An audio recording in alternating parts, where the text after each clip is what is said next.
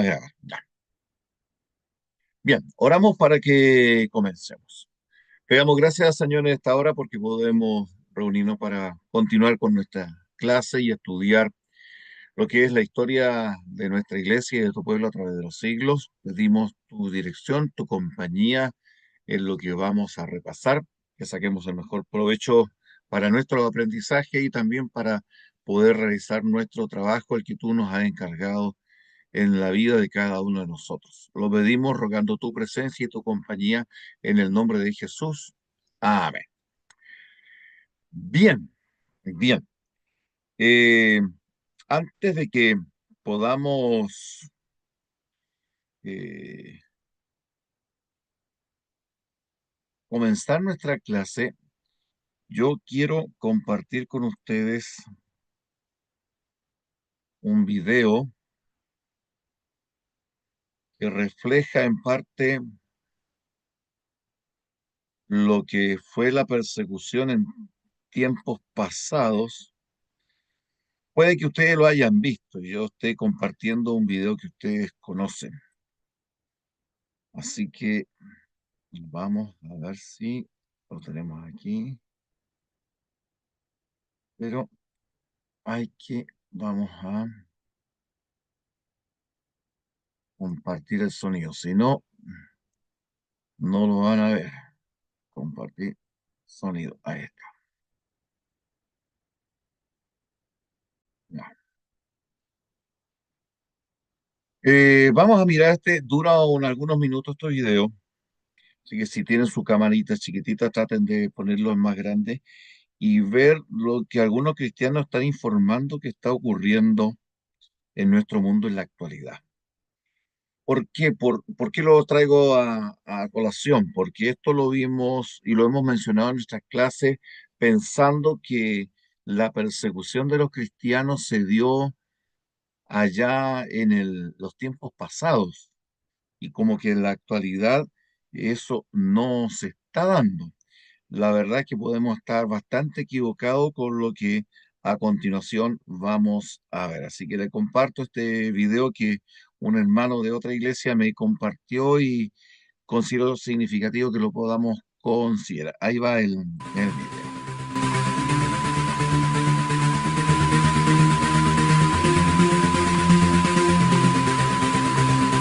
Me imagino que están escuchando el sonido les llega, ¿cierto?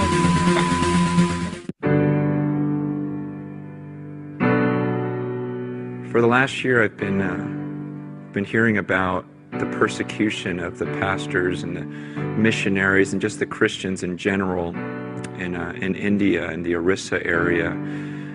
And my heart's been stirred toward it. But just recently, I saw a video of some of the persecution, and I just wasn't ready for it.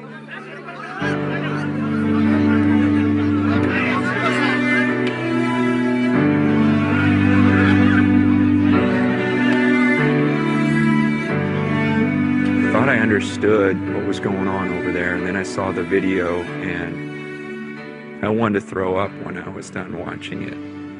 It caused me to question everything in my life. I mean, literally everything. Everything about me, everything about church. I mean, when I saw these men of God literally being beaten, I've never seen someone being beaten to death. I've never seen people getting mobbed and literally, I'm not sure that I've even seen death in a violent manner. And when it's the real thing, it just makes you sick. You knew it was going on, but to see it, I can't explain it.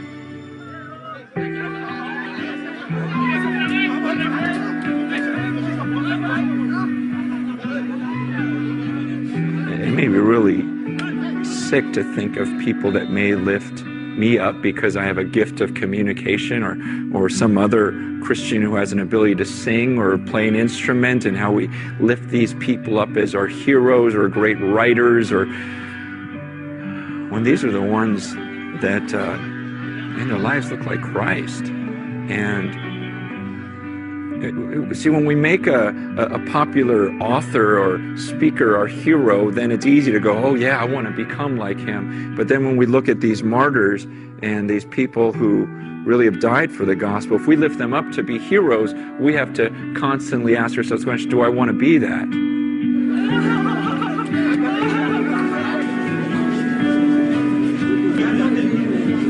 When I talk to the people in India that are going through it, they're not asking for money. They're just asking that we remember them, that we would pray for them, because they're saying many people are converting out of Christianity out of fear, because people are saying, look, if you get out of Christianity, we won't do this to you.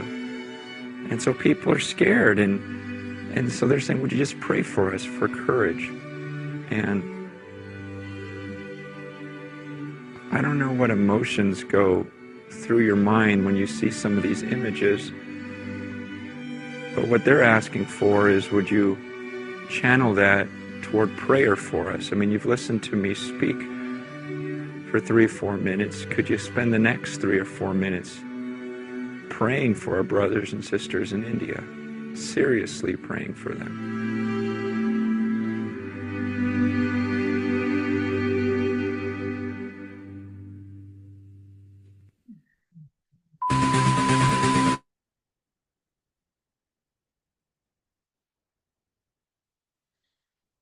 Bien.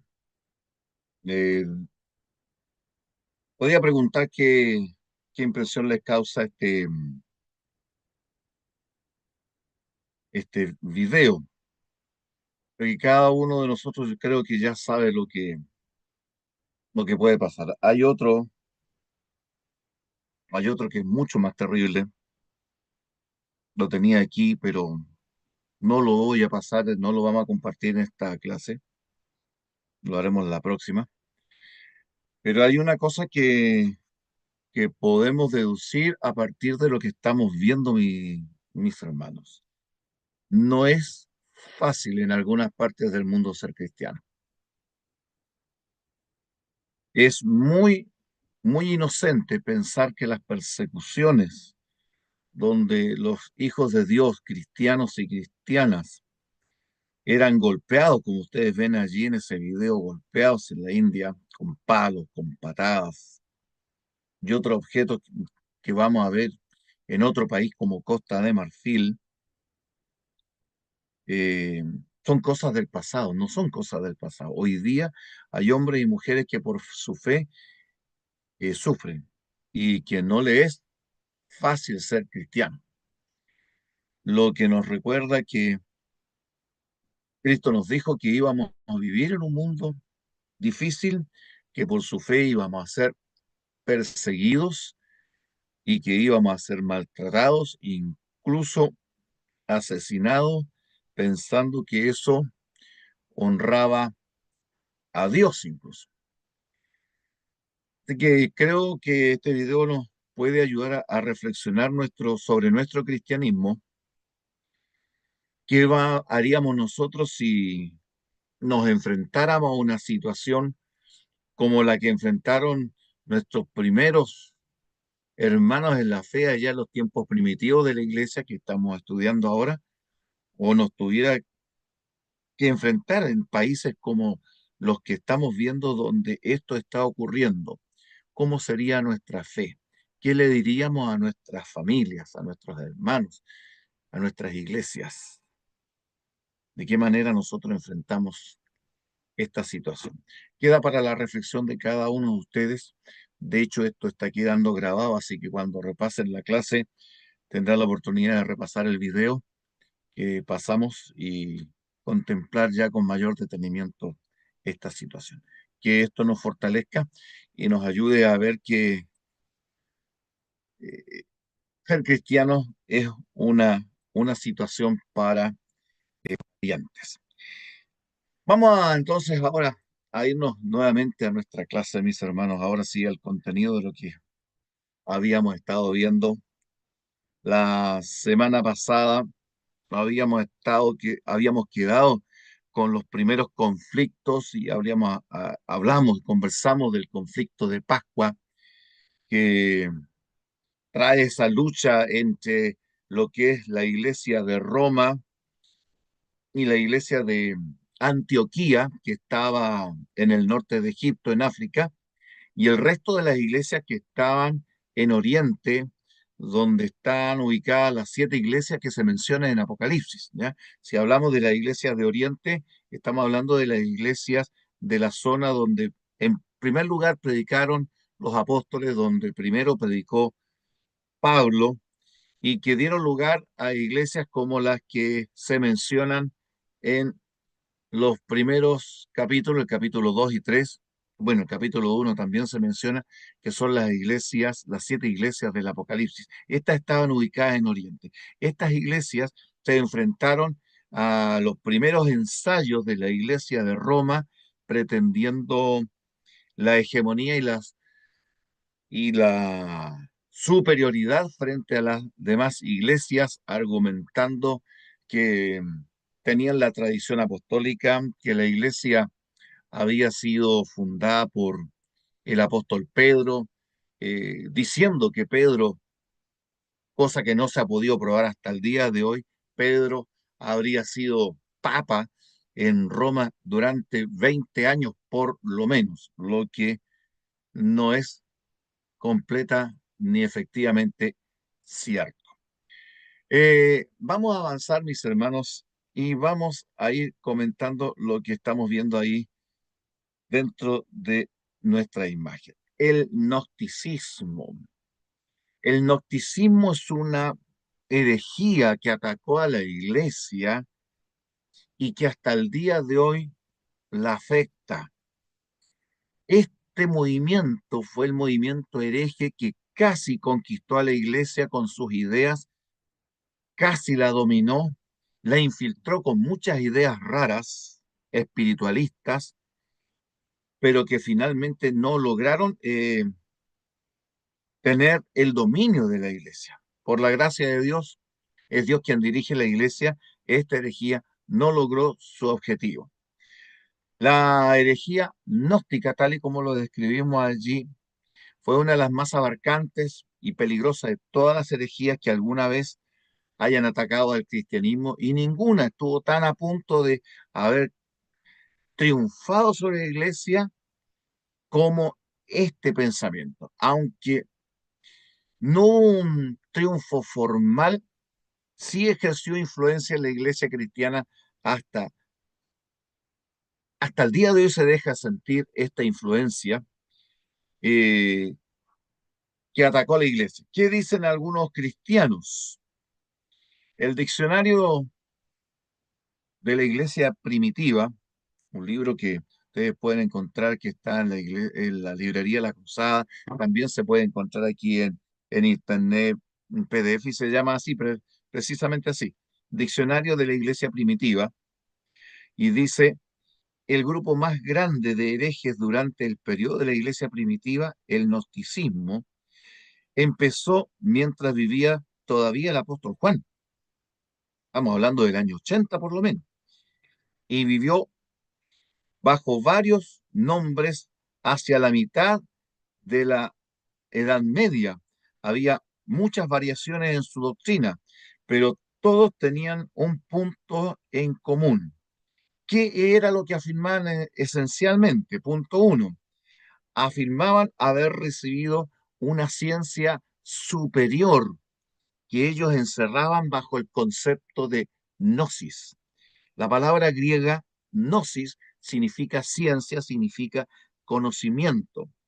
Para poder justificar su herejía, estos cristianos de fines incluso del primer siglo, durante el siglo segundo y tercer siglo, argumentaban que ellos habían recibido un conocimiento o una gnosis, una ciencia superior a lo que se revelaba en los evangelios, que Dios se la había dado especialmente y de forma oculta a ellos.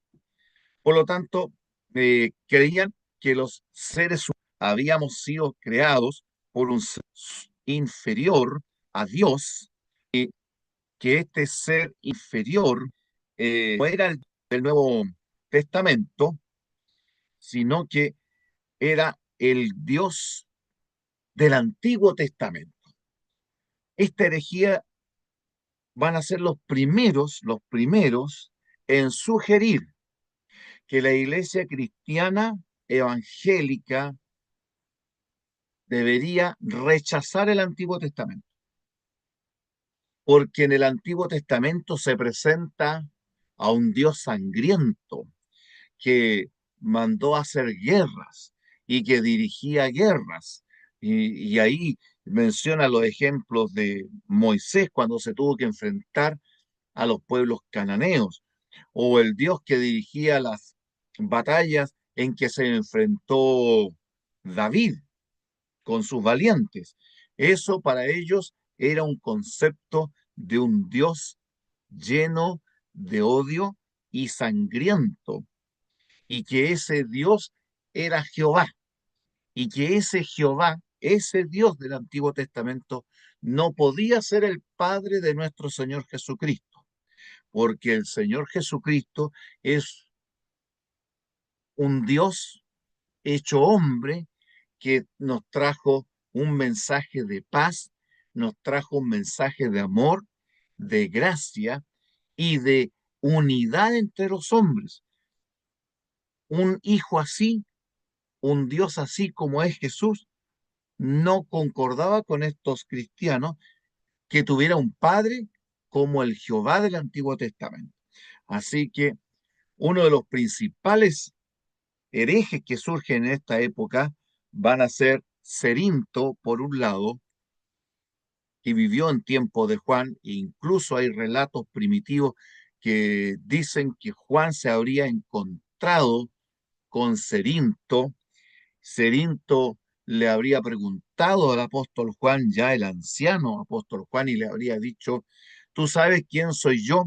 Y Juan le habría contestado, sí, sé quién eres. Tú eres el hijo primogénito de Satanás. Habría sido supuestamente la respuesta que había dado Juan a este heresiarca o dirigente hereje que lideró el gnosticismo en esta época de fines del primer siglo. Pero ya en el siglo segundo hay otro que es aún más importante, que es Marción. De ahí vienen los marcionitas. Marción y los marcionitas eh, llegaron a Roma el año 140 de la era cristiana. Y 4 años después, el año 144, Marción y todos sus creyentes y seguidores tuvieron que ser excomulgados de la iglesia. ¿Por qué? Por lo que yo le estaba diciendo. Una, él fue el que más enfatizó en la iglesia de Roma de que el Dios del Antiguo Testamento no era el Padre del Señor Jesucristo y no tenía relación con el Nuevo Testamento. Segundo lugar, que el Dios del Antiguo Testamento, llamado Jehová, era simplemente un demiurgo.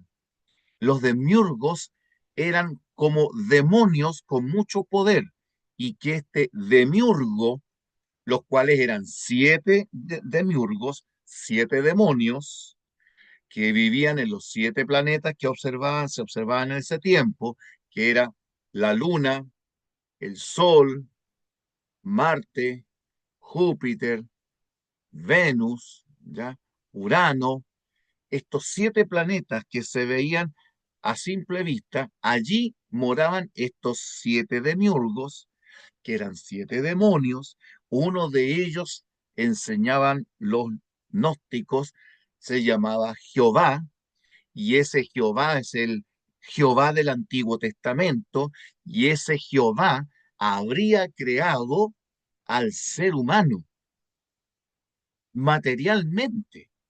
Él habría creado a Adán y Eva y habría creado este mundo material, por lo cual ellos creían que eso era algo aberrante, porque la materia era mala, la materia era pecaminosa, la materia era corrupta, y ellos van a enseñar la separación entre el alma espiritual y el cuerpo físico, carnal y material.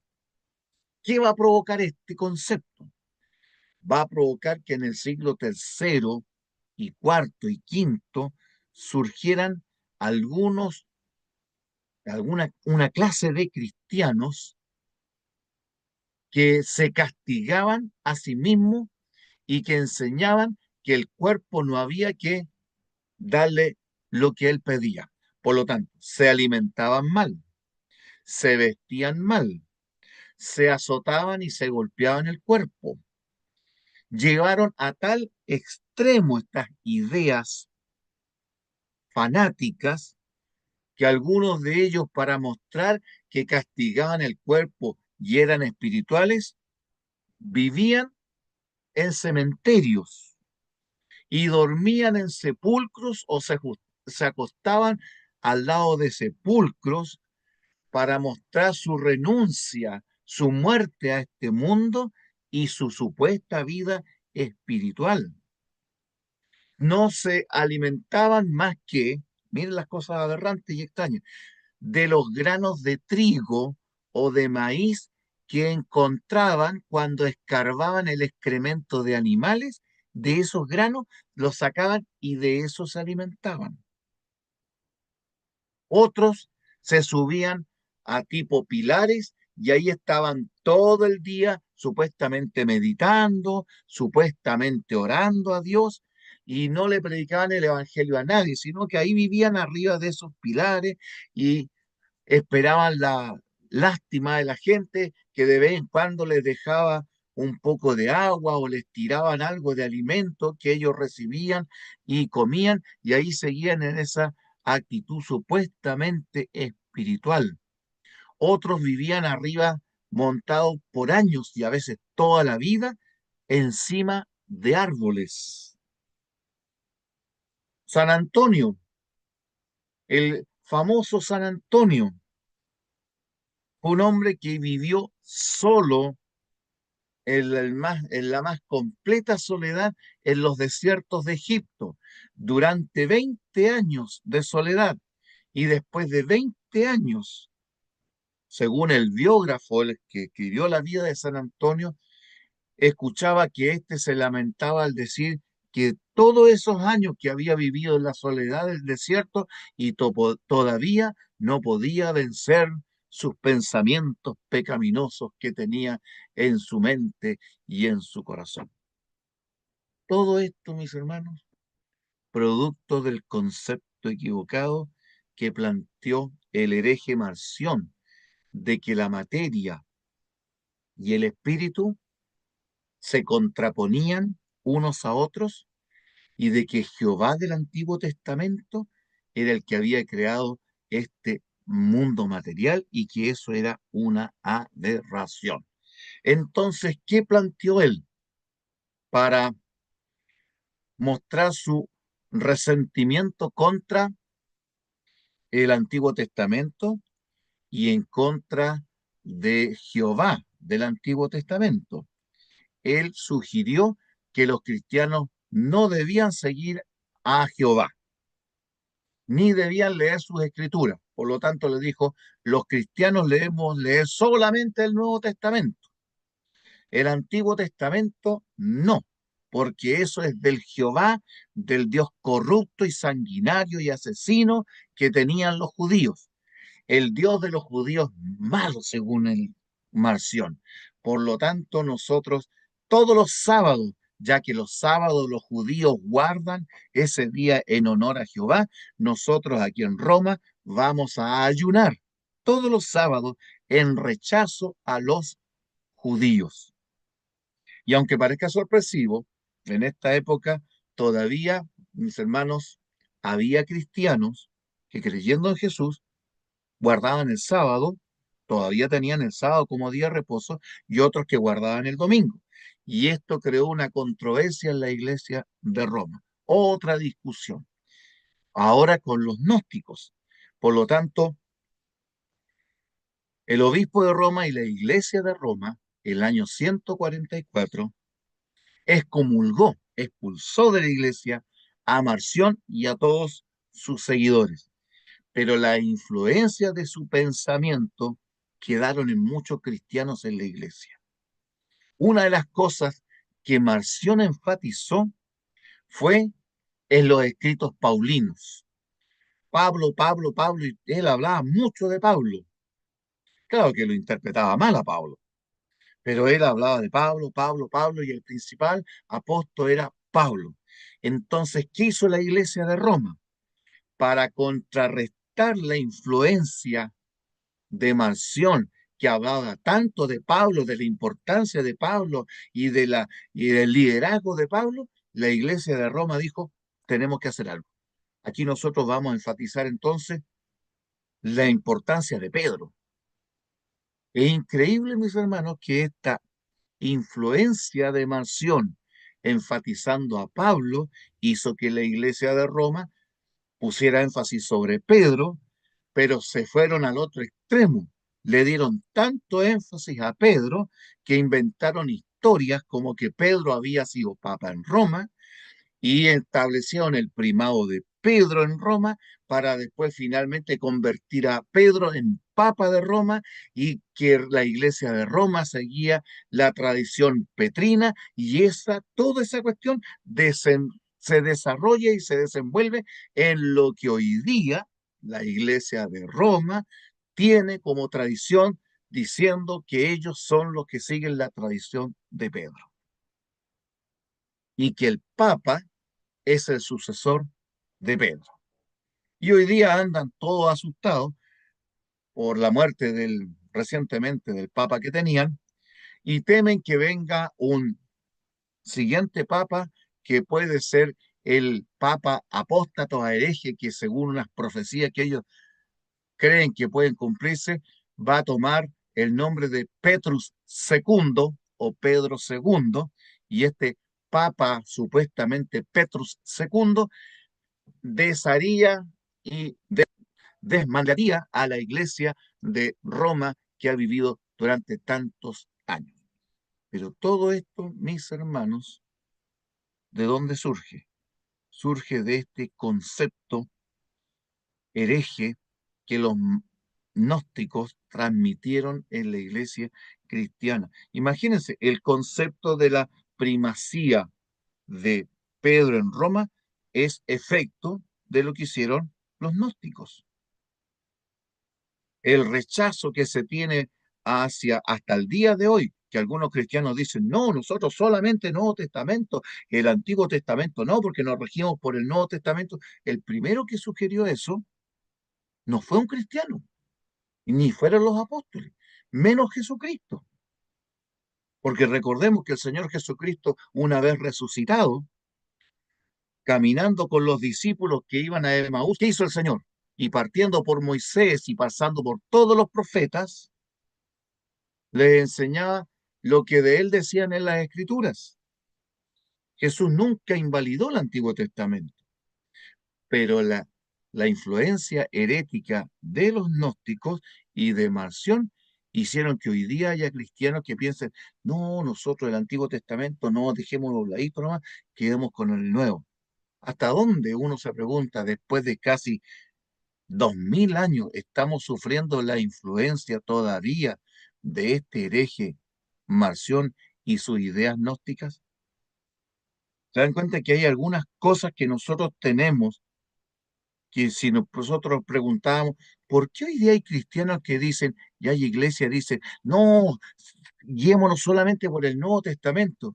Pero ¿por qué por el Antiguo Testamento no? Si el Antiguo Testamento también fue inspirado por el Espíritu Santo, fue inspirado por Dios mismo. Y allí se revelan una de las más preciosas promesas, los preciosos salmos, los preciosos proverbios, las preciosas profecías que hablan del Mesías. No están en el Nuevo, están en el Antiguo Testamento. Pero hay cristianos que le temen al Antiguo Testamento y uno se pregunta, ¿y de dónde viene eso? Hasta Martín Lutero no se dio cuenta por qué de repente él dejaba a un lado el Antiguo Testamento y era el efecto de la tradición que quedó allí como en el espíritu de la iglesia, lo que hicieron Pastor, los gnósticos. Dígame, mi pastor. Mi pastor Víctor, con respecto a eso, a ver, el primero que sugirió que lo enfoquemos en el Antiguo Testamento, entonces fue Marción en toda su totalidad, o hubieron otros después de Marción para que No, nosotros los que siguieron a Marción tenían idem, la misma idea. Ellos claro, fomentaron lo mismo. Incluso fíjese lo siguiente, eh, en la iglesia de Roma se, se aceptó y se siguió la costumbre que impuso Marción. Marción dijo en Roma que todos los cristianos tenían que ayunar en sábado en rechazo a los judíos. ¿Y qué hizo la iglesia de Roma? Tomó eso y dijimos nosotros aquí también, igual que los marcionitas, igual que los gnósticos, nosotros aquí vamos a ayunar y vamos a despreciar el sábado y vamos a despreciar a los judíos. Y ahí comienza la idea de que los judíos son una raza maldita, que son culpables de la muerte del Mesías, que no hay que aceptarle el Antiguo Testamento, y comienza toda esa forma de pensamiento que llevó a que los cristianos después rechazaran a los judíos, aunque Pablo, ¿qué dice en Romanos? ¿De dónde viene la salvación? La salvación viene de los judíos. judíos. Pablo dice en Romanos. Y también, cuando Pablo allí también en la epístola a los romanos dice, ¿qué ventaja tiene el judío? Muchas, dice él. ¿Por qué? Porque en primer lugar a ellos les fue confiada la palabra de Dios. Entonces, pero ahí discute, ¿qué tal si algunos de ellos han sido infieles? Claro, fueron infieles, rechazaron al Mesías, pero todavía dice, hay un remanente de los judíos que pueden aceptar a Cristo y que pueden ser salvos por Cristo. Y de hecho, el mismo Pablo era judío o de la tradición judía, aunque él era benjaminita. ¿Ya? Entonces, esas cosas, ¿de dónde vinieron? ¿Quiénes metieron esa idea?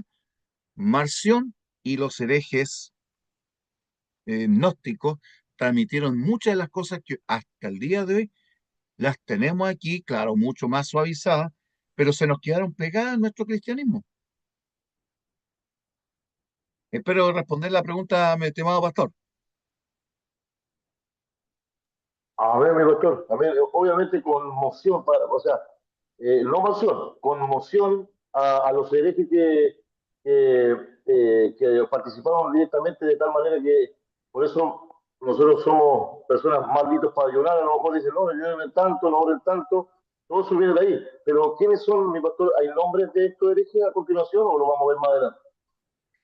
A ver, hay más herejes o vamos a hablar más herejes que van a ejercer y cuyas raíces están dentro de los marcionitas, pero tenemos uno de ellos es Cerinto, otro de ellos precisamente es Marción. Eh, Miren, aunque se lo considera un cristiano muy fiel, pero fue influido tremendamente por el gnosticismo, es Clemente de Alejandría. ¿Ya? Clemente de Alejandría y su discípulo, que nosotros los leemos como muy buenos cristianos, ellos reflejan haber sido influidos por el gnosticismo y transmiten muchas ideas del gnosticismo. Por ejemplo, ¿qué otra cosa rara tiene el gnosticismo? El gnosticismo fue una religión que mezcló tradiciones paganas con fe cristiana. Ellos empezaron a tener confianza en ideas astrales. Hablaban que de aquí al cielo, desde la tierra hacia el cielo, había 8 niveles, 8 etapas. Y esas 8 etapas ellos le llamaron la Ogdoada, de la palabra griega Ogdoé, que significa 8 o octavo. Entonces ellos enseñaron que desde la tierra hacia el cielo hay 8 niveles. Cuando en la Biblia nosotros encontramos que Pablo nos dice, nos habla de que la morada de Dios está en el tercer cielo. Él mismo lo dice, ¿no? Cuando habla de que fue llevado, conozco un hombre en Cristo que fue llevado hasta el tercer cielo y le escuchó cosas que no les he dado a los hombres poder contar. Pero esas cosas, él dice, ese hombre que es él mismo, ya nosotros sabemos hoy día que es él el que está hablando de que el Señor lo llevó al tercer cielo en visión y le mostró cosas y visiones que después él comenta que fueron maravillosas, pero él habla del tercer cielo. Los gnósticos hablaban de 8 cielos o de 8 etapas y la octava era donde estaba el, el cielo. Como ellos guardaban el domingo por la resurrección de Cristo y rechazaron el sábado por ser el día. A ver, una cosa que debemos destacar también, los marcionitas rechazaron el sábado judío y el sábado del Antiguo Testamento porque celebraba la creación material de este mundo hecho por el demonio llamado Jehová. Entonces dijeron, si Jehová, el Dios sanguinario, el demiurgo, el demonio que creó este mundo material en 7 días, y para celebrar ese día, se, este Dios manda a que se guarde el sábado, y el sábado es el día que los judíos tienen, los que asesinaron al Mesías, entonces nosotros, dijo Marción, los gnósticos, no vamos a guardar nunca más el sábado, porque el sábado es el día de ese Dios asesino que celebra la creación material de este mundo. Por lo tanto, no, nosotros vamos, y ahí adapta él la observancia del domingo, nosotros vamos a guardar el domingo, y al domingo le vamos a llamar con un nombre que supere al sábado judío. El sábado judío es el séptimo, dijo él, a sus creyentes, y de eso se transmitió a toda la iglesia, porque después, mis hermanos, es increíble cómo hay decenas de cristianos que van a repetir la misma argumentación de Marción. Y para justificar la observancia del domingo, aunque pueden tener mucha razón de guardar el domingo, ellos usaron argumentos paganos. ¿Qué hace Marción? Le dice, al domingo lo vamos a llamar el octavo día, porque como para el judío el sábado es el séptimo, para nosotros, para mostrar la superioridad del domingo en que el Señor resucitó, lo vamos a llamar el octavo día. Por lo tanto, ustedes van a encontrar en literatura antigua del tercer y del cuarto siglo que hablan del culto dominical y lo van a llamar en el culto del octavo día. Y dice, pero ¿cómo? ¿Del octavo día? Pero si la Biblia, ¿cómo le llama al domingo? Claro, nosotros lo conocemos como el día de la resurrección, pero en el Nuevo Testamento, ¿cómo se le llama al domingo? El primer día de la semana. Mateo 28:1 lo dice claramente, San Marcos 16 también lo dice, Juan capítulo 20 también lo dice, Lucas también en el capítulo 24 va a decir que Jesús resucitó en el primer día de la semana. Por lo tanto, el nombre bíblico del domingo en el Nuevo Testamento es primer día de la semana. Pero el hereje Marción, para rechazar el sábado y los judíos y el Antiguo Testamento, le va a llamar el octavo día. Entonces, el octavo día reflejaba dos cosas, que era superior al séptimo judío, y en segundo lugar, que era un reflejo de la octava esfera de aquí de la Tierra, que eran 8 esferas, la octava esfera era el cielo, y por lo tanto esa octava esfera, ese octavo nivel, era símbolo del domingo. Llegar a esa octava esfera era llegar al domingo de plenitud, pero de una plenitud mística, mis hermanos, que no tenía nada que ver con el Evangelio del Señor Jesucristo y con la razón por la cual hubo cristianos que eligieron el domingo para recordar la resurrección de nuestro Señor Jesucristo. Hubo un momento en que podemos decir que hubo cristianos que guardaban tanto el sábado, y eso hay testimonio histórico, no podemos negarlo, guardaban el sábado por la creación en 7 días y guardaban el domingo por la resurrección de nuestro Señor Jesucristo. Finalmente, el sábado se fue quedando a un lado y quedaría el domingo, que es el día que hasta el día de hoy la iglesia cristiana guarda. Pero hubo los herejes, le pusieron elementos que no, no deberíamos haber vinculado con el domingo porque le pusieron una mística pagana que no corresponde a esa, perdón, a esta práctica cristiana, ¿ya? Aquí hay una declaración de un historiador, Philip Schaff, en Historia de la Iglesia Cristiana, en el volumen 2, capítulo 9, página, sección 116, página 448, y la define de esta manera. El gnosticismo, por lo tanto, es la más grande y más amplia forma de especulativo sincretismo religioso conocido en la historia. Consiste de misticismo oriental, filosofía griega, ideas helenistas, judaísmo desde el punto de vista de Filón y de los cabalistas, e ideas cristianas de salvación, no resumidas en forma mecánica, sino químicamente combinadas.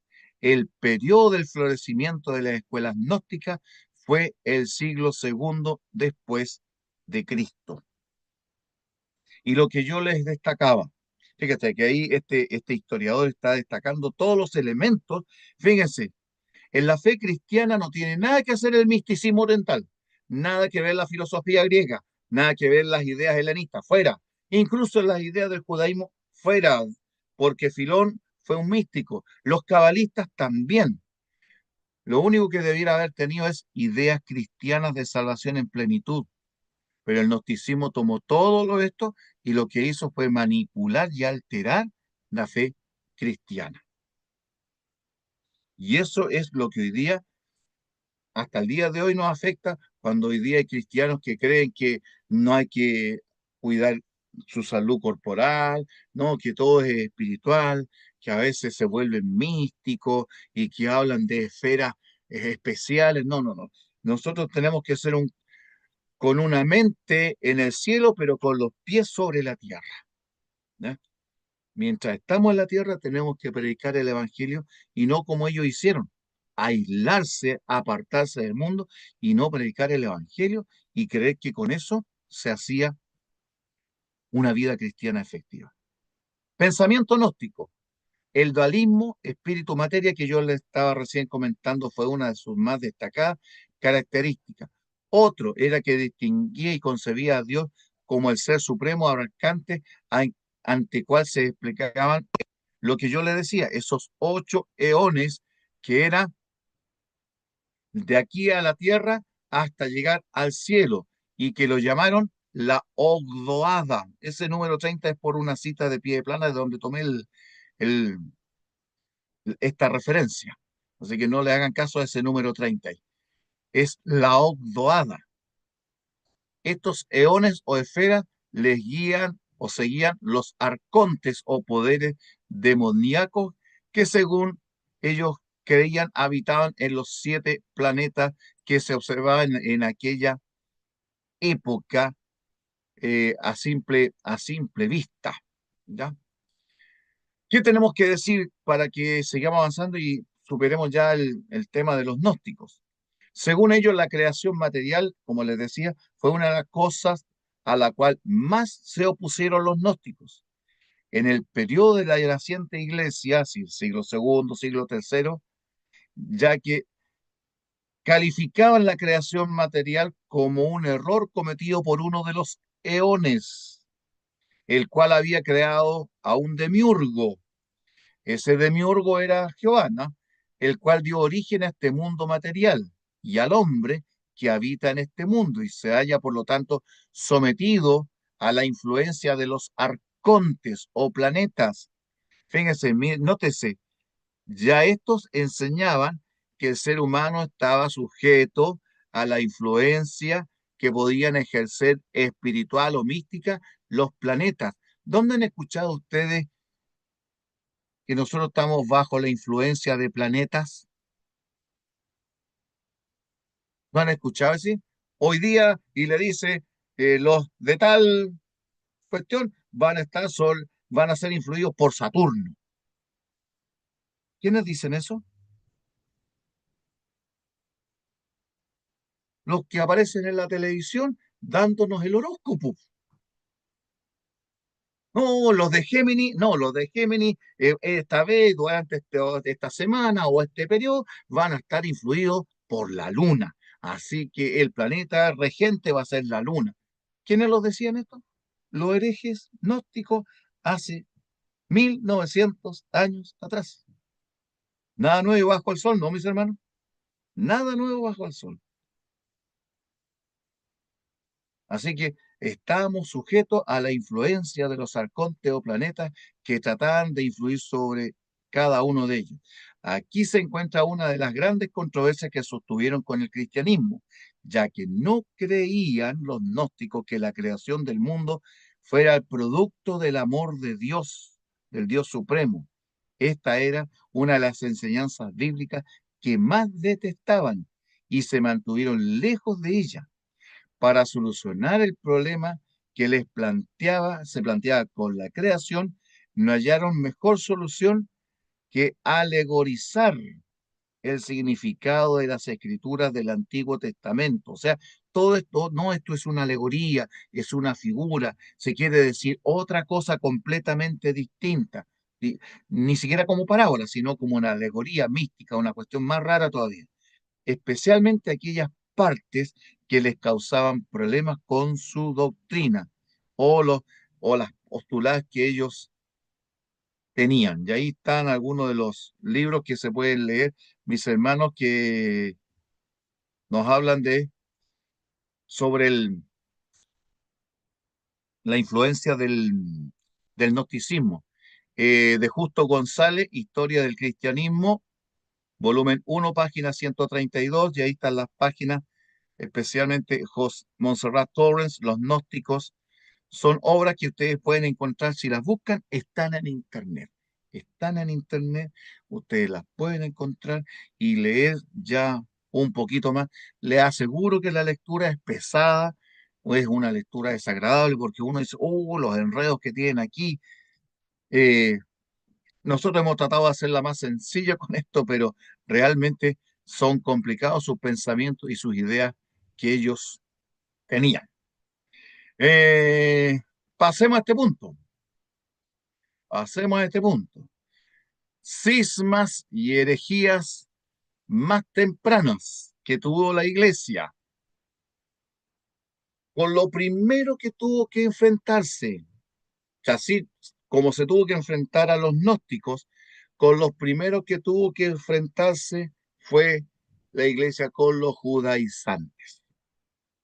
Tan pronto como los discípulos fueron llenos del Espíritu Santo y fueron a predicar a distintos lugares el Evangelio, detrás de ellos llegaban los judaizantes mandados por el Sanedrín para deshacer la predicación del Evangelio o para poner el legalismo.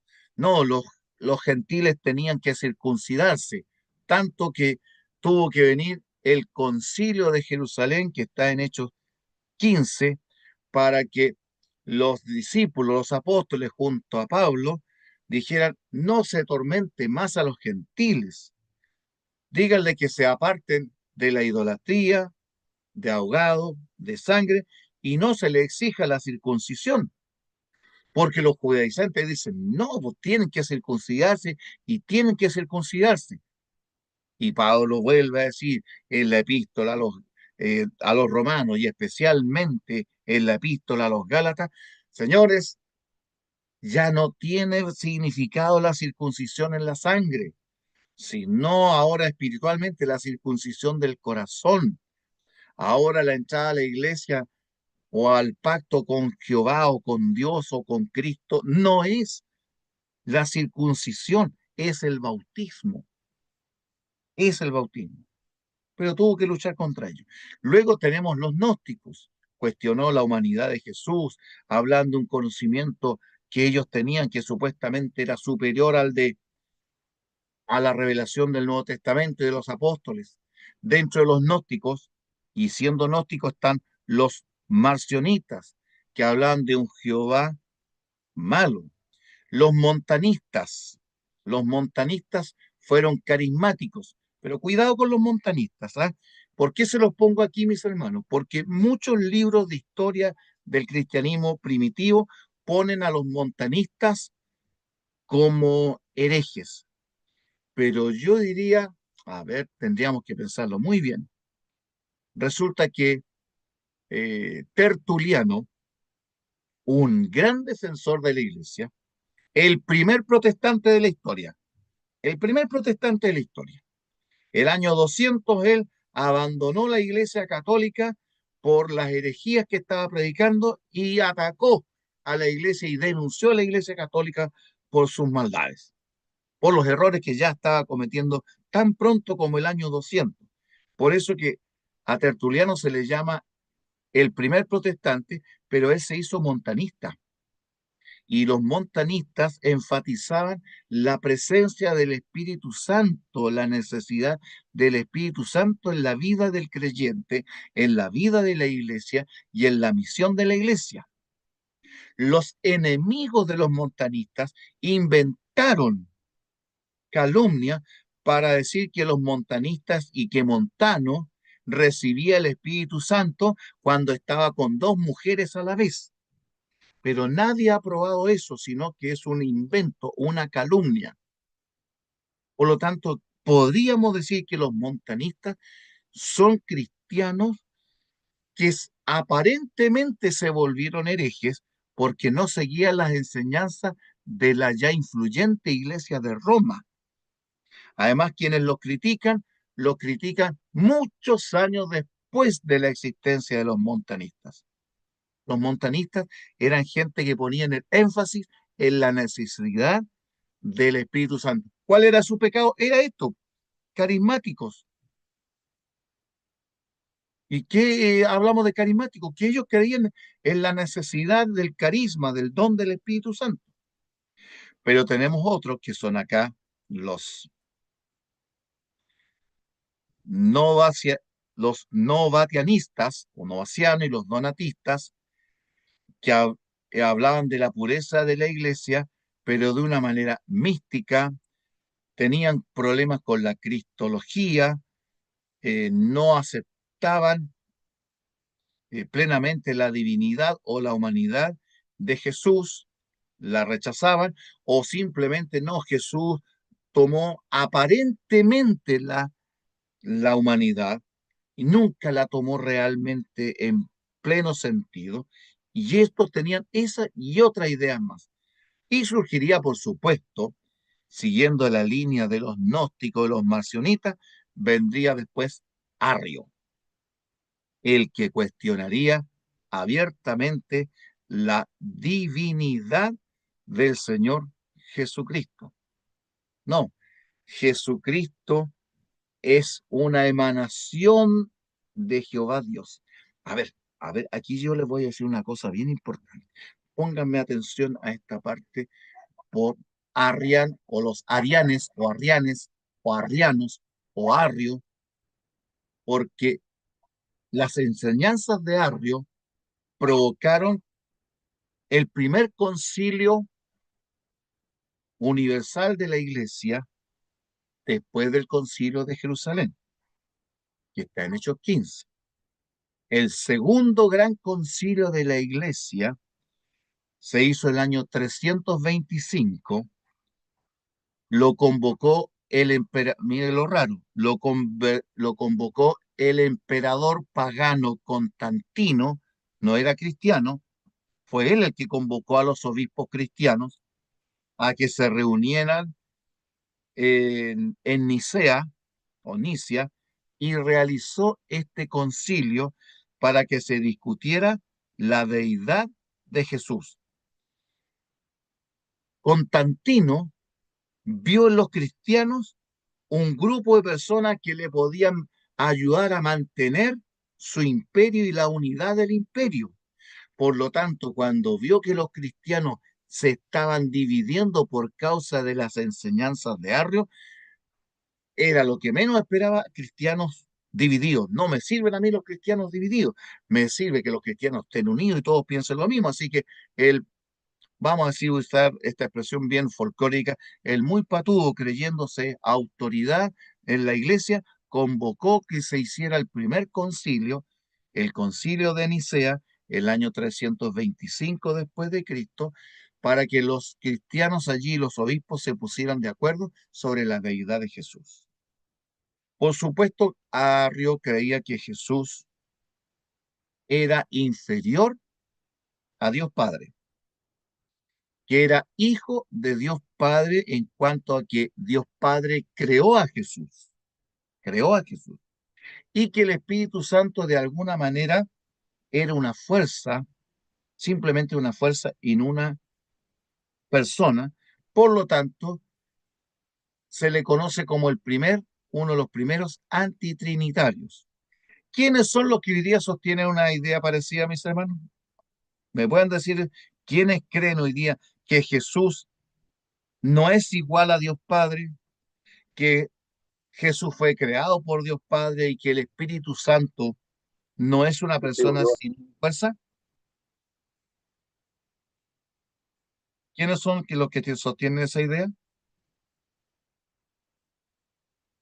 Los testigos de Jehová lo que dicen esa idea, tienen esa idea de Los que hermanos son testigos creyentes. de Jehová, con el respeto que nos merecen, ellos son fiel reflejo de las ideas de Arro.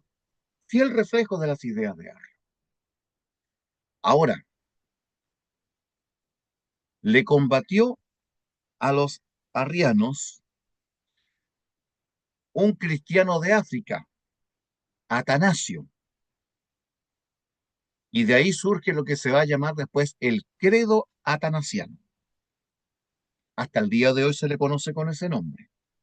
Atanasio, cristiano de África, en un momento en que la discusión estaba pero álgida y la mayor parte de los obispos cristianos se estaba inclinando por creer que Arrio tenía razón, y hubo un momento en que casi el concilio, y nadie nos cuenta eso, ¿ah? Pero casi el concilio vota que Arrio tenía razón, que no existía la deidad, las tres personas divinas, Dios Padre, Dios el Hijo y Dios el Espíritu Santo, que los tres eran iguales, que los tres eran coeternos y que los tres eran personas, sino que están inclinándose por el credo de Arrio. Y en un momento, casi en la última ponencia que le tocaba a Atanasio, antes de salir a hacer su exposición teológica bíblica, sus amigos le dijeron: Atanasio, no insistas en tu idea, no te das cuenta que el mundo está contra ti. Y aquí se destaca algo valiente de Atanasio. Atanasio, mirando a sus amigos y convencido, yo creo que era un hombre convencido en el Señor de que tenía la verdad bíblica, él dijo: Atanasio, el mundo está contra Atanasio. Y sus amigos le dijeron: sí, el mundo está contra ti, el mundo está contra Atanasio. Entonces respondió él: entonces Atanasio está contra el mundo. Y salió afuera a hacer su exposición con una convicción, con un poder, con una fortaleza de conocimiento en la palabra de Dios, que convenció al concilio de los errores que estaban cometiendo, y el voto fue rechazar las ideas de Arrio e inclinarse por la tradición cristiana de, de las tres personas divinas y de la Trinidad tal y como nosotros la creemos hoy día. Y eso se lo debemos a un cristiano que se atrevió a enfrentarse al mundo, e incluso con el emperador pagano ahí presente, a atreverse a decir las verdades cuando hay que decirlas y como hay que decirlas, sin tener miedo de lo que diga el mundo. Sería bueno, mis hermanos, que también dijeran de nosotros lo mismo. Si el mundo está contra Víctor por causa de la fe, y si por defensa de la fe, entonces Víctor debiera estar contra el mundo. Y lo mismo debiera hacer con cada uno de nosotros. Si por la fe, una vez santo, no le tengo al mundo. Profesor, Atanasio ¿puedo no hacer le una tuvo, lo consulta? honró de esa manera. Pero ahora, perdón, ¿Le puedo hacer una consulta, profesor? consulte nomás. Lo que pasa es que usted está mostrando, manifestando ahí esta creencia tan errada, tan equivocada que había. Y la pregunta mía es, ¿cómo el concilio podía haber aceptado la idea de Arrio y el Canon Muratori, y yo tenía cerca de 150, casi 200 años? ¿Cómo explicamos eso? La explicación de eso, mi hermano, es lo siguiente. Un emperador anterior a Constantino ordenó que por todo el imperio las copias que hubiera del Antiguo Testamento fueran destruidas por orden del emperador. Entonces, donde se encontraba una copia, era quemada. Y recordemos lo siguiente, mis hermanos, en ese tiempo las copias habían que hacerlas a mano. La cantidad de documentos escritos de copias, ya sea del Antiguo Testamento. Bueno, los judíos cuidaban el Antiguo Testamento en sus sinagogas, pero a la vez estaban siendo perseguidos por sus rebeldías, por lo tanto también estaban siendo destruidas las copias del Antiguo Testamento, pero ellos las supieron cómo protegerlo. Pero los manuscritos del Nuevo Testamento iban de iglesia en iglesia y no todos podían tenerlo. Era algo difícil de obtener, por lo tanto había muchas cosas que había que comunicarlas de cristiano a cristiano y compartirlas de memoria, prácticamente de memoria. Y Arrio era de esos cristianos que no tuvo acceso directo a las escrituras y por supuesto él comenzó a hacer, a reunir lo que escuchaba de allá, de acá y formar su propio argumento, lo aprendió muy bien, lo argumentó y lo ordenó muy bien y después lo empieza a proclamar. Imagínense que referente a esto, cuando este emperador que ordenó la destrucción directa de los manuscritos del Nuevo Testamento falleció, hubo un llamado de la iglesia, de los líderes de la iglesia, por toda la cristiandad en esa época, si alguien todavía tenía alguna copia del Nuevo Testamento que hubiera sobrevivido. Y gracias a Dios allí aparecieron nada menos que 10 copias íntegras del Nuevo Testamento que no habían sido tocadas ni destruidas por este emperador. Por supuesto, en otros lados, pero muy escondidas, había otras copias, pero en ese minuto contaban como 10. Entonces, Arrio es alguien que estaba, por supuesto, desprovisto de la escritura y lo que conoció de la escritura lo alteró, lo alteró. Y eso pasa cuando nosotros no somos guiados por el Espíritu Santo. Si el Espíritu Santo nos guía nuestro estudio, los demonios vienen a hacerlo. ¿Y los demonios qué nos van a llevar a la verdad? No, nos llevan al engaño. ¿Ya? Esa es una de las causas por las cuales Arrio llega a esto. Y agrego algo más, mi hermano. Quiero que preguntarle a mis hermanos. La doctrina católica de la Trinidad es la misma, es idéntica a la doctrina evangélica de la Trinidad. ¿Creemos lo mismo? La Iglesia Católica dice que cree en la Trinidad. La Trinidad, como ellos lo creen, es lo mismo que creemos nosotros como cristianos evangélicos. Y con esto voy a terminar, mis hermanos, por hoy, pero quiero aclarar eso, que nos quede bien claro ese aspecto. ¿Creemos lo mismo los evangélicos que los católicos? ¿Da lo mismo leer lo que ellos enseñan en sus libros acerca de la Trinidad? ¿Es lo mismo que nosotros podemos leer en nuestros libros de nuestros teólogos evangélicos?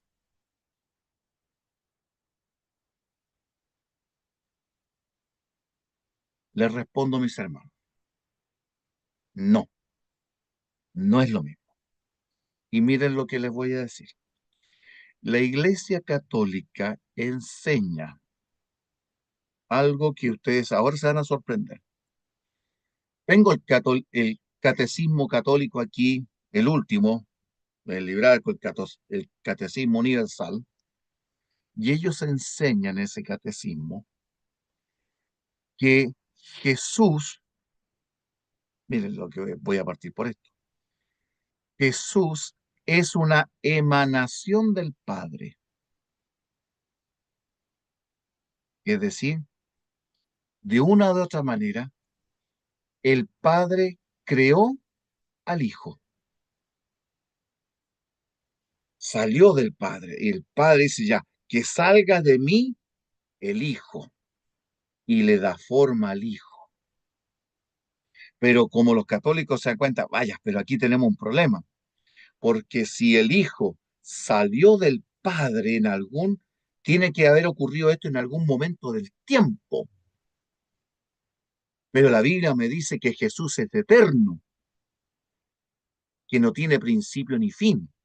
Entonces, ¿qué enseñan los católicos?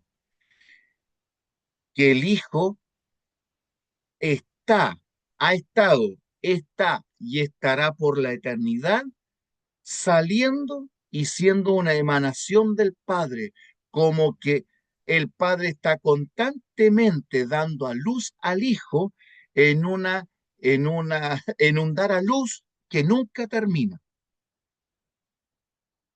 ¿Me entienden? Si lo comparamos a una mamá que está teniendo a su hijo, ese hijo que está saliendo desde su seno materno con sus dolores de parto y va saliendo hasta que finalmente se separan y quedan apartados. Entonces, una mamá tiene un momento en que comenzó el parto y un momento en que terminó ese parto. La Iglesia Católica enseña que ese momento del nacimiento de Jesús comenzó en la eternidad, dura ahora y durará por la eternidad. Por lo tanto, el Hijo, por eso habla de la eterna emanación de Jesús. Jesús no ha terminado de salir de Dios Padre, no ha terminado de nacer, en otras palabras, no ha terminado de formarse. Y enseñan directamente el significado teológico de eso, simplemente es que Jesús es una creación de Dios Padre. Y eso es lo que enseña el Nuevo Testamento, eso enseña la Escritura. ¿Eso es la Escritura o no? No, no. Oiga, mi pastor, por Sí. eso el Papa habló del fracaso de la cruz, po. Ahora tiene que estar fracasado allá en el infierno. Es muy posible que estemos hablando del mismo punto, mi estimado pastor. Entonces, esta cuestión, aunque enredada como ustedes la están diciendo, si lo enseñan de esa manera. Y ahora, el Espíritu Santo lo crean entre el Padre y el Hijo, se unen y unen su poder, y ellos ¡bum!, generan al Espíritu Santo entre los dos. Es decir, el Espíritu Santo también es creado, porque en concreto es creado. Jesús es creado por el Padre y el Padre y el Hijo crean al Espíritu Santo y lo crean todopoderoso. Claro que después de eso, si no, si el Hijo es tan poderoso como el Padre y el Espíritu Santo también es todopoderoso como el Padre y que es una persona, pero hay elementos que antes de eso nos echan a perder el concepto bíblico. Ahora, vuelvo a decir, y ahora les pregunto a mis hermanos, Jesús, según la Iglesia Católica, Jesús es el Hijo eterno del Padre. ¿Nosotros enseñamos y creemos eso como evangélicos, mis hermanos? ¿Es lo que nos enseña la Biblia? ¿Jesús es el Hijo eterno del Padre?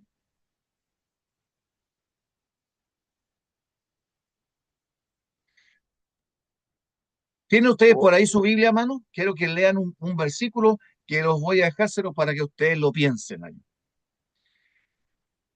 no escuché nada la pregunta, doctor, mire, que justo aquí Ya, entró en recepción una persona. ya. Yo estaba preguntando si Jesús ha sido siempre y por la eternidad el Hijo de Dios Padre. el hijo.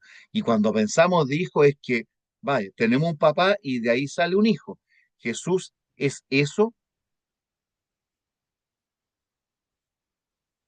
porque siempre tenemos problemas con el concepto de allí de Jesús y hay hermanitos que están confundidos.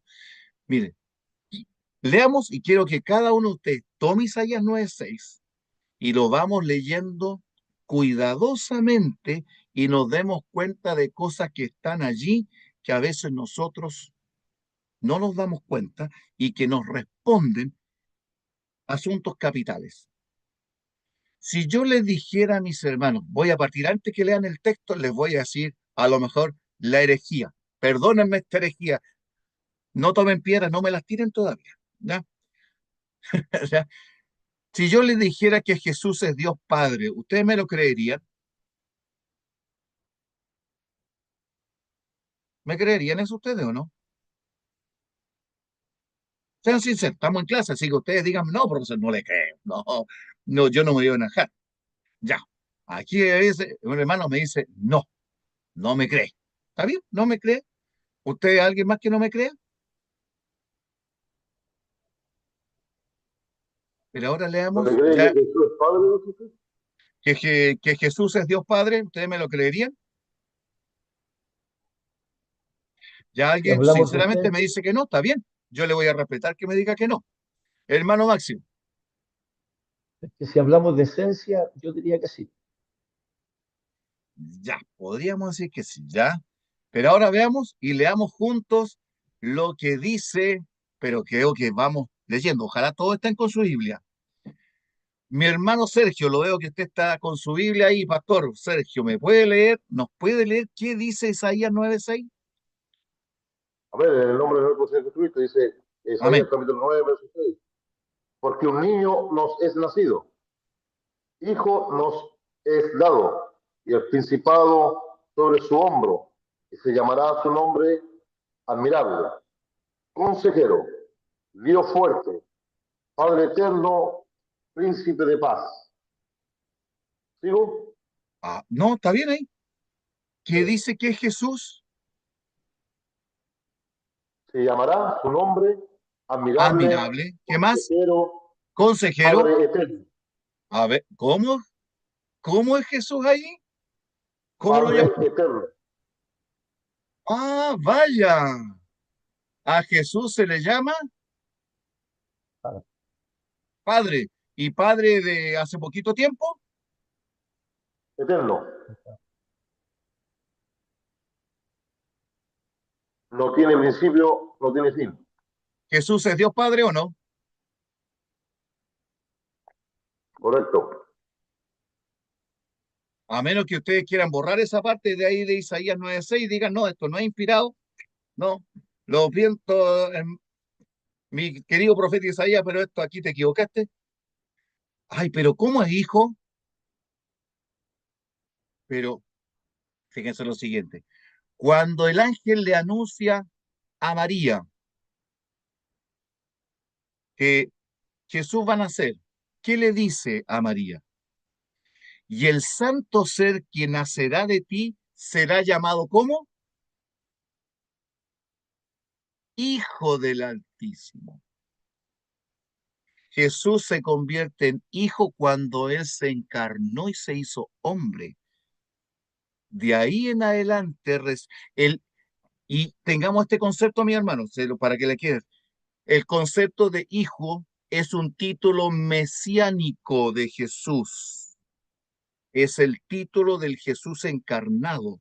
Cuando Jesús se hace hombre, Él será llamado, le dijo el ángel, será llamado hijo de Dios.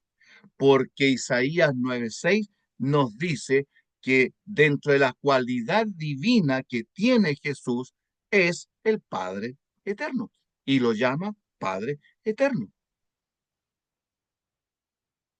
Ahora, ¿no fue Jesús mismo el que dijo cuando Felipe le pregunta, muéstranos al Padre y nos basta? ¿Y qué dijo, qué le dijo el Señor a Felipe? Hace tanto tiempo que estoy con vosotros y todavía no me conoces, Felipe. Quien me ha visto a mí, ha visto a quién. ¿Al Hijo, dijo él? Ha Padre. visto al Padre. Yo soy en el Padre y el Padre en mí. Por lo tanto, mis hermanos, tenemos que darnos cuenta de este hecho y aquí yo les puse, yo sé que les puse aquí un tema que ustedes lo van a tener que investigar, así que yo les animo a la investigación. La Escritura nos muestra que Jesús es tan Dios Padre como aquel que llamamos Dios Padre tradicionalmente, como aquel que anunció y declaró desde el cielo, este es mi Hijo amado en el cual tengo contentamiento. Pero Jesús también comparte el título de Padre y es más, Isaías lo llama Padre eterno.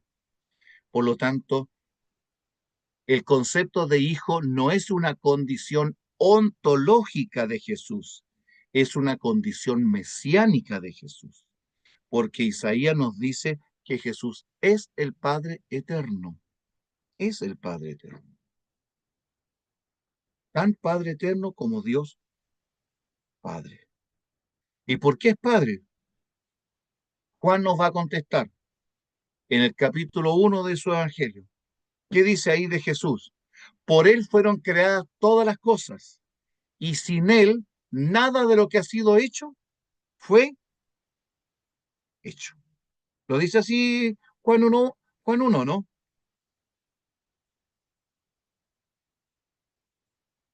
Juan 1 nos dice que todo fue creado por Jesús. Y si En Jesús el fuera principio, creado, y aquí es donde está el problema, si Jesús fuera creado, tendría que haberse creado a sí mismo, porque dice, nada ha sido creado sin él, nada. En Colosenses capítulo 2 también, o capítulo 1, perdón, Pablo va a decir que él es antes de todas las cosas, él es antes de todas las cosas, porque Jesús es eterno. Por lo tanto, cuidado con el concepto católico. El concepto católico dice, aquí tenemos Dios Padre y de Dios Padre ha estado fluyendo una energía que forma a Jesús, pero eso no se ha separado, como que el cordón umbilical no se ha cortado y todavía Jesús está siendo formado por Dios Padre y después se junta Dios Padre, Dios el Hijo y entre los dos sale y forman al Espíritu Santo. Ese es el concepto católico de la Trinidad. Y ese no es el concepto que tenemos nosotros a partir de la Biblia y que tenemos nosotros como evangélicos. Nosotros creemos que Jesús es tan eterno como Dios Padre, coeternos, iguales, al existido siempre, y el Espíritu Santo de la misma manera. Los tres existen eternamente, los tres son Dios, pero a la vez son un solo Dios. Bien, doy la oportunidad para los comentarios, hermano Patricio.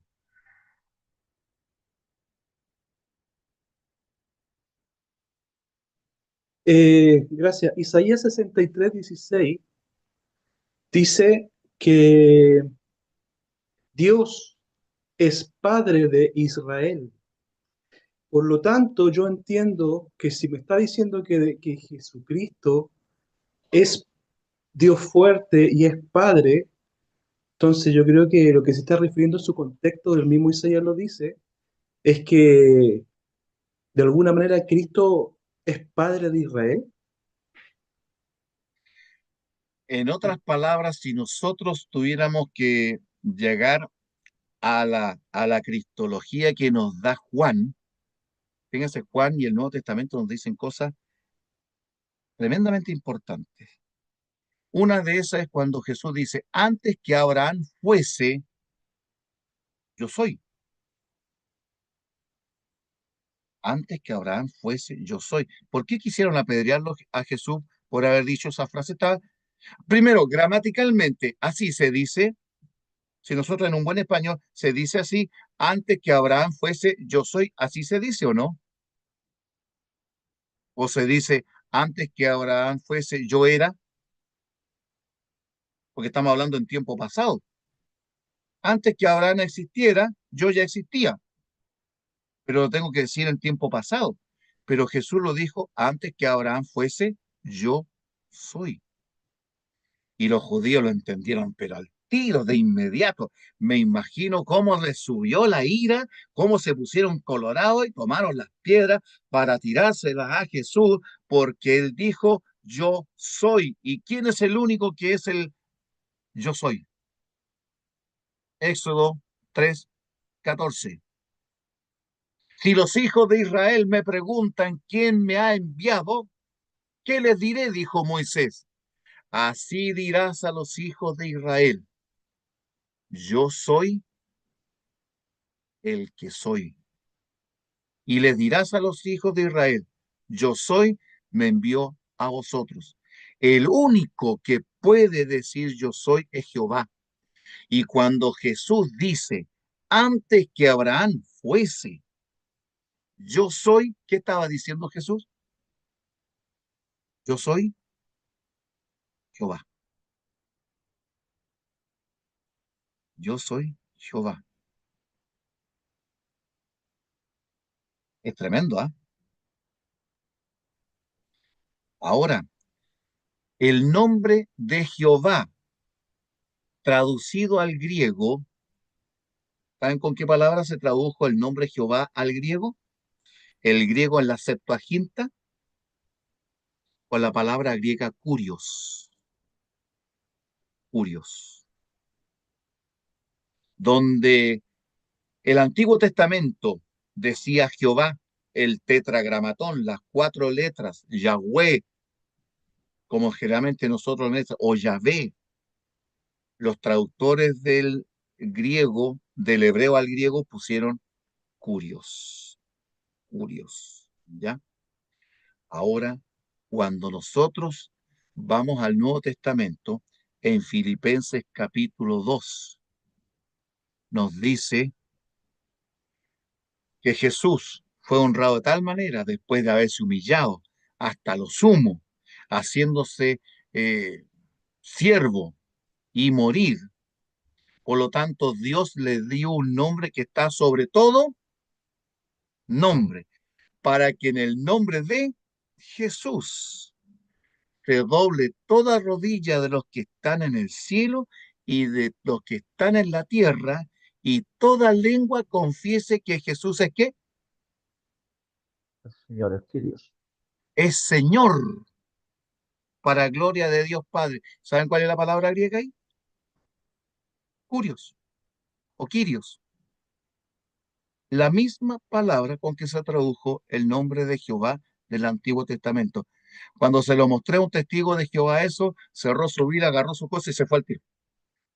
No me dijo nada. Aquí usted, porque yo le dije, ustedes díganme, ¿cómo se dice Jehová en el Nuevo Testamento griego? Se dice Curios.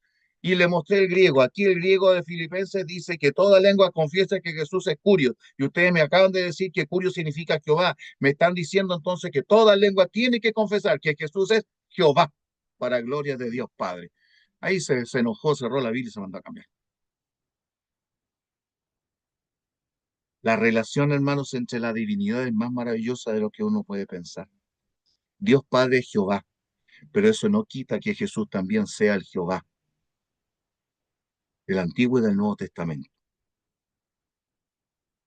Y eso requiere más estudio. Ya eso es tema de teología, no de doctrina, mis hermanos. Así que por ahí mi hermano estaba compartiendo unos textos, hermano Patricio, me Y decía, sí, hace tiempo yo hice un estudio sobre ese tema y ¿ya? concluía en el estudio que Jehová, o sea, el estudio habla de que por qué Cristo nunca mencionó a Jehová cuando él estuvo en su ministerio.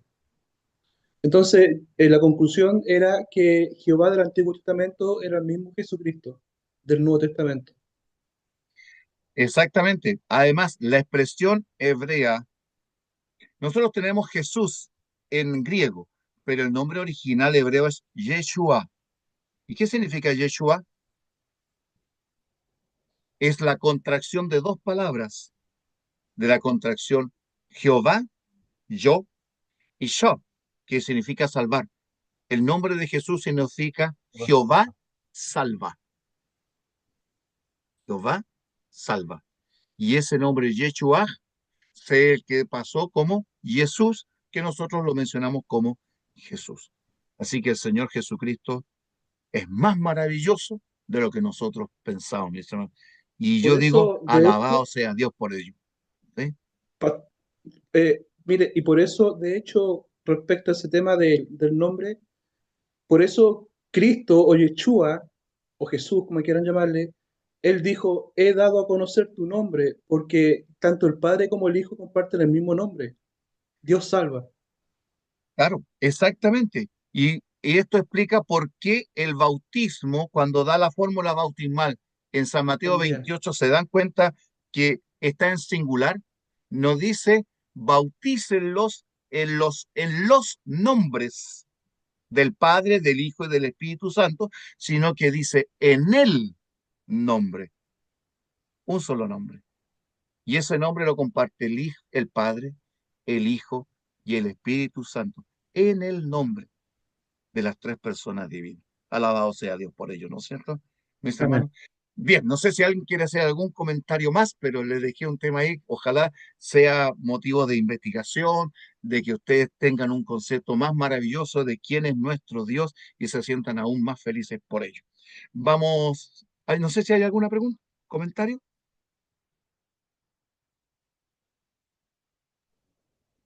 Profesor, lo último, Mi hermano Máximo, cuénteme nomás. discúlpeme, referente a lo que usted está hablando, 1 Timoteo 3:16 tiene relación con lo que estamos hablando. Cuando dice grandes misterios, indiscutiblemente grandes misterios de la realidad, Dios fue manifestado en carne. Correcto. Quizás yo podría decir Amén. que el Dios que nosotros vimos aquí en la tierra, hasta puedo decir, mis hermanos, si hacemos un estudio teológico, fue el Dios que tomó el polvo y dio forma a Adán. Es el Dios que con su dedo escribió la ley que le dio en el monte Sinaí, ese monte que temblaba, temblaba por la presencia, porque ahí había bajado el gran y maravilloso Señor Jesús. Y ese hombre que, perdón, digo hombre, me corrijo, ese gran Dios que estuvo sacudiendo el monte, es el que después en el monte del Calvario colgaba de la cruz por nuestra salvación. Increíble. Es el mismo que hizo sacudir el monte de, de Sinaí, el que abrió con su mano, fue la mano de Jesús que abrió el mar rojo y el pueblo pasó en seco. Ese Dios que abrió el mar y con su mano formó al hombre en el monte del Calvario. Los seres humanos lo clavamos al madero y derramó su sangre. Padre, perdónalo, porque no saben lo que hacen. Solo en el cielo, mis hermanos, cuando estemos frente al Señor Jesucristo, nos daremos cuán grande y cuán maravilloso es nuestro Dios, el Señor Jesús, el Padre, capaz de Por dar a último su aclarar, Hijo. Perdón, por último aclarar que no, esto no es tampoco, eh, no confundir con lo que se cree en lo solo Jesús, que creen que el mismo Padre tomó forma de hijo claro, y se vino a presentar a la tierra, no, no, no, después se no, fue y después tomó la forma del Espíritu Santo. Ojo, no estamos hablando de eso. no, Ya estamos para que no hablando, sea, no es, porque esto esa es la es misma otra, versión de Arrio, pero en versión solo Jesús. No es modalismo, a eso se le llama modalismo. Muestra con cara de Testamento, se muestra el rostro de Jesús y después de los tiempos apostólicos y el tiempo de la iglesia se muestra con el rostro del Espíritu Santo. No, no estamos hablando de eso, mis hermanos. Esa no es la enseñanza bíblica, ¿ya? Bien, vamos a terminar, mis hermanos. Hemos aprovechado harto y hemos pasado, creo que provechosamente media hora más. Discúlpeme, hermano, por haberme pasado el tiempo, así que voy a pedir a mi hermano Patricio que nos puede despedir con una oración, por favor. amén. Bendito Padre, que estás en el cielo, santificado es tu santo nombre por siempre.